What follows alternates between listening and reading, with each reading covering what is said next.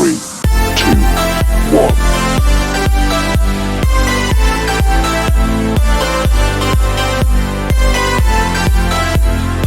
Hello guys, आप सभी का स्वागत है मेरे यूट्यूब चैनल एसएससी। तो गाइज़, आज मैं 10th class social science subject history का चैप्टर नंबर 3 भारत में राष्ट्रवाद चैप्टर की पार्ट 2 वीडियो लेके आया हूँ। गाइज़, वीडियो शुरू करने से पहले मैं आपको बता देना चाहता हूँ कि अगर आपने इस चैप्टर के पार्ट 1 वीडियो को नहीं देखा है तो एक बार डिस्क्रिप्शन या मेरे चैनल पर जाके उस वीडियो को देख ले, क्योंकि अगर आपने वो वाला पार्ट 1 वीडियो नहीं देखा तो पार्ट 2 भी आपको मुश्किल से ही समझ में आएगा। वैसे भी वीडियो को देखने का अच्छा तरीका यही होता है कि सीक्वेंस वाइज देखो तो इससे समझ में भी अच्छा आता है और टाइम की भी बचत होती है। तो गाइस, सबसे पहले मैं आपको एक बात बता देना चाहता हूँ कि जितनी मैंने अब तक पिछली वीडियो बना रखी थी, 2-3 वीडियो बनाई रही थी, उसमें मैंने पूरा ही सिंपल तरीके से पढ़ाया था और मुझे मेरे जाने का बस यही टारगेट था कि आपका पढ़ने का तरीका किस प्रकार का है, वो मैं उसमें जान भी गया और आपका रिस्पांस मुझे मिला भी। वो सिंपल वीडियो था तो इसलिए आपका रिस्पांस मुझे मिल भी गया था। मैं यह जानना चाहता था कि आपका पढ़ने का तरीका किस प्रकार का है, आप सिंपल तरीके से पढ़ते हैं कि या पूरे मज़े के साथ पढ़ते हैं, क्योंकि पढ़ने का मज़ा तभी आता है जब हमारा पढ़ाई में इंटरेस्ट हो और हम पूरे मज़े के साथ जब पढ़ते हैं तो अच्छी तरह से समझ में भी आ जाता है। तो गाइज़, मुझे आपका इस वीडियो में पूरा ही रिस्पांस चाहिए, यानी मुझे इस वीडियो में, अगर आप मेरे चैनल पर नए हैं तो मेरे चैनल को सब्सक्राइब कर दीजिएगा और वीडियोस को लाइक करें और नई नई वीडियो पाने के लिए बेल आइकन को प्रेस करें। तो गाइज़, इस वीडियो में मुझे आपका रिस्पांस चाहिए। इस वीडियो को हम बहुत ही अच्छी तरह से पढ़ेंगे, मज़े से पढ़ेंगे और एक एक पॉइंट को मैं आपको पूरा क्लियर करूँगा। और पिछली वीडियो में भी मैंने सारा पढ़ा रखा, लेकिन बहुत ही सिंपल तरीके से पढ़ाया तो मैंने सारा ही है, लेकिन पूरा सिंपल तरीके से। अब इसमें हम पूरा मज़े से पढ़ेंगे, तो वीडियो शुरू करते हैं।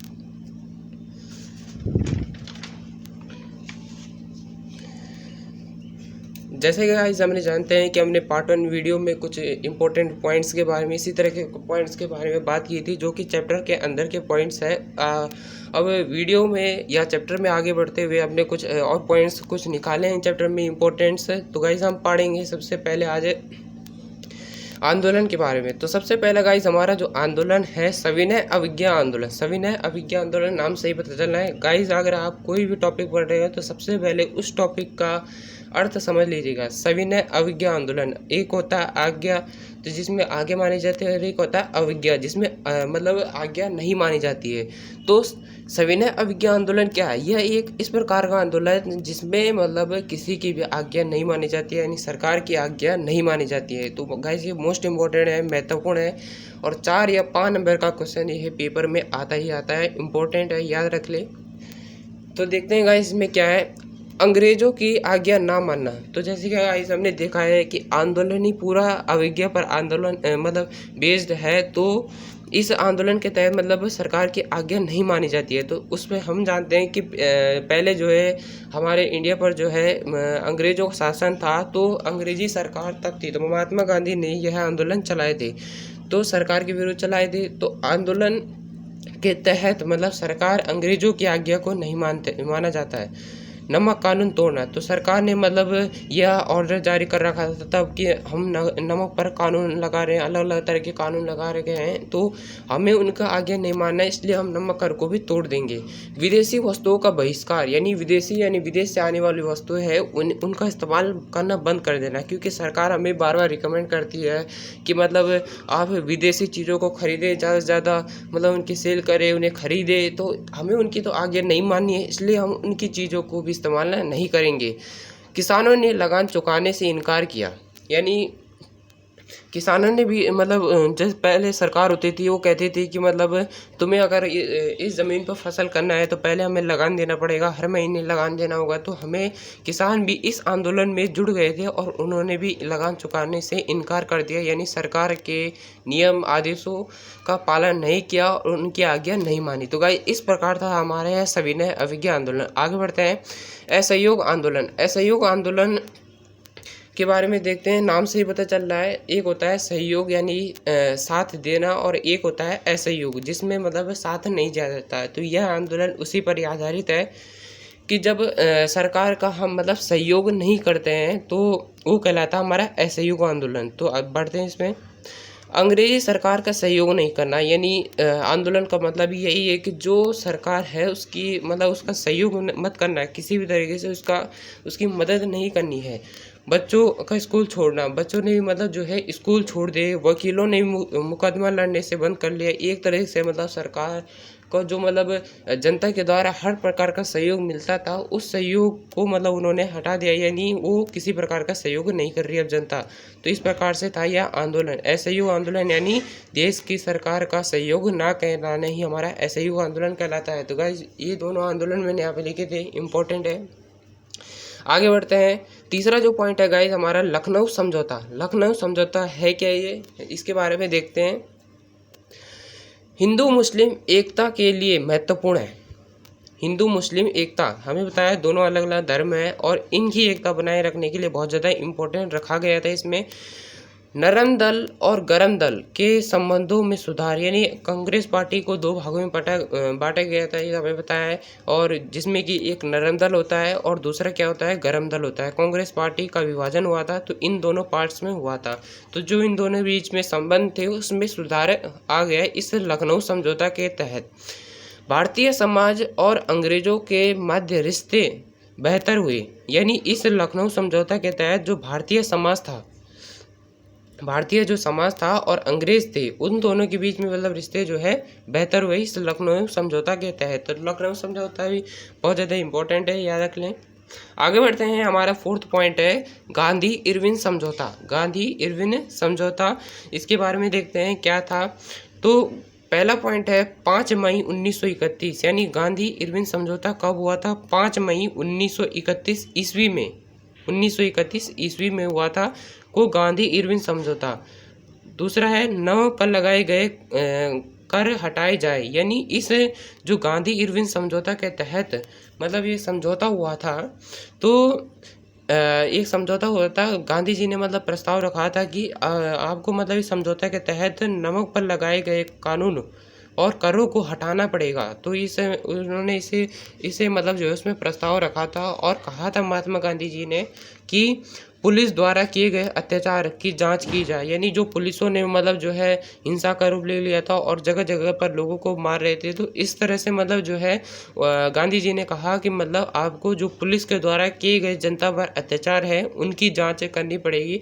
तो ये गांधी जी के द्वारा इरविन समझौता पर रखे गए प्रस्ताव हैं। तो इसकी डेट, ये डेट नहीं है, ये हमारा 1 नंबर पाने का जरिया है, ये बहुत ज़्यादा इंपॉर्टेंट है। और 1 नंबर में आता ही आता है कि डेट, इरविन समझौता कब मतलब पारित हुआ था, मतलब कब हुआ था, तो उसकी डेट आपको पता होनी चाहिए। 5 मई 1931 को हुआ था। तो भाई सारे इंपॉर्टेंट है, याद करते हैं। आगे बढ़ते हैं। तो आगे हम पढ़ेंगे कुछ महत्वपूर्ण तारीख और साइमन कमीशन के बारे में। तो देखते हैं कुछ इंपॉर्टेंट तारीख, सारे ये 1 नंबर के क्वेश्चन है और या आते हैं, सभी को याद रखना है और इन्हें नंबर ही नहीं समझना है। पहला पॉइंट है 1857 का प्रथम स्वतंत्रता संग्राम, यानी प्रथम स्वतंत्रता संग्राम कब हुआ था, 1857 में हुआ था। 1870 बंकिम चंद्र द्वारा वंदे मातरम की रचना की गई थी। 1870 में बंकिम चंद्र द्वारा वंदे मातरम की रचना की गई। ये जीके का भी क्वेश्चन है और वैसे नॉर्मली 1 नंबर का क्वेश्चन पेपर में आता भी है। 1905 में अबींद्रनाथ टैगोर ने भारत माता का चित्र बनाया। गाइज ये भी एक जीके का क्वेश्चन है और ये भी आपको पता ही होना चाहिए कि मतलब जो भारत माता का चित्र है वो किसने बनाया था और कब बनाया था। अबींद्रनाथ टैगोर ने बनाया था और 1905 में बनाया था। आगे का पॉइंट है 1914 में प्रथम विश्व युद्ध था। जैसे कि मैं पिछली वीडियो में आपको बता ही दिया था कि प्रथम विश्व युद्ध कब हुआ था, 1914 में हुआ था और कब तक चला, 1918 तक चला। आगे है 1928 में साइमन कमीशन भारत आया था। तो साइमन कमीशन 1928 में भारत आया, तो इसके बारे में मैंने आगे डिटेल में लिखा है। तो आगे बढ़ते हैं। द्वितीय विश्व युद्ध चला 1939 से लेकर 1945 तक चला। तो ये प्रथम और द्वितीय दोनों आपको याद होना चाहिए कि प्रथम विश्व युद्ध 1914 से लेकर 1918 तक चला और द्वितीय विश्व युद्ध 1949 से लेकर 1945 तक चला था। आगे है 1922 में चौरा चौरे हत्याकांड, जो कि उत्तर प्रदेश में हुआ था, जिसके तहत मतलब जो है महात्मा गांधी ने अपना आंदोलन जो है वापस ले लिया। तो इसके बारे में थोड़ा डिटेल में बता देता हूँ कि मतलब जब महात्मा गांधी ने अपना असहयोग आंदोलन लगाया गया था, तो इस आंदोलन मतलब तहत धीरे धीरे मतलब जो है लोगों में हिंसा बढ़ने लगी थी और चोरा चोरी 1922 में यह एक घटना हुई थी जिसके तहत मतलब जो है बहुत ज़्यादा हिंसा होने लगी, जिसके तहत महात्मा गांधी ने अपना लगाया गया जो आंदोलन था असहयोग आंदोलन उसे वापस ले लिया। तो ये भी पता होना चाहिए कि महात्मा गांधी ने किस घटना को देखकर मतलब जो है असहयोग आंदोलन वापस ले लिया था। तो चोरा चोरी 1922 में। आगे बढ़ते हैं, साइमन कमीशन के बारे में देखते हैं होता क्या है। एक संगठन बनाया गया था जो अंग्रेजों और भारतीयों के बीच बातचीत करने के लिए बनाया गया था। यानी साइमन कमीशन एक संगठन था जो भारतीयों और अंग्रेजों के बीच में रखा गया था। यानी उसमें मतलब कुछ कुछ बातें रखी जाएंगी कि मतलब कुछ भारतीय रखेंगे अपने बात और कुछ अंग्रेजी सरकार रखेंगी। अंग्रेजी सरकार अपने प्रस्ताव रखेंगी, भारतीय सरकार अपने प्रस्ताव रखेंगी। तो इस प्रकार से ये बनाया गया था एक संगठन। तो जब यह साइमन कमीशन 1928 में भारत आया था तो लोगों ने इसका विरोध क्यों किया, ये मोस्ट इम्पोर्टेंट क्वेश्चन है कि 1928 में जब साइमन कमीशन जो है भारत आया था तो उसका विरोध लोगों ने क्यों किया, गो बैक कहकर लोगों ने इसका विरोध क्यों किया। तो इसका कारण यही था कि समय से पहले इसे गठन किया गया था। यानी एक डेट दी गई थी भारतीयों को कि हम इस कमीशन को तब मतलब जो है गठन करेंगे, लेकिन इन्होंने समय से पहले कर दिया गया था और एक भी भारतीय को शामिल नहीं किया था। तो इस कारण से लोगों के मन में मतलब जो है आक्रोश बढ़ने लग गया था और उनके मतलब उन्हें जो है गुस्सा आने लग गया था कि मतलब जो ये जब संगठन हमारे लिए बनाया गया था तो इसमें हमारे लोगों को शामिल क्यों नहीं किया गया और डेट जो है डेट से पहले ही जो इन्होंने इसे गठित कर दिया। तो इस तरह से लेकर ये भी बहुत ज़्यादा इंपॉर्टेंट क्वेश्चन है, याद रख लें। तो गाइस कमेंट सेक्शन में ज़रूर बताना कि वीडियो कैसा लगा और अपना रिस्पांस भी ज़रूर बताना, क्योंकि मेरी तरफ से तो आपके लिए पूरा 100% है या 70% भी कह सकते हैं और बाकी का जो 30% बचा हुआ है वो आप देंगे अपनी तरफ से 30%। तो गाइस कमेंट के ज़रूर बताएं कि वीडियो कैसा लगा और ऐसे ही मुझे वीडियो पाने के लिए मेरे चैनल को लाइक शेयर और सब्सक्राइब करें। और गाइस मिलते हैं अपनी नेक्स्ट वीडियो में। Thank you.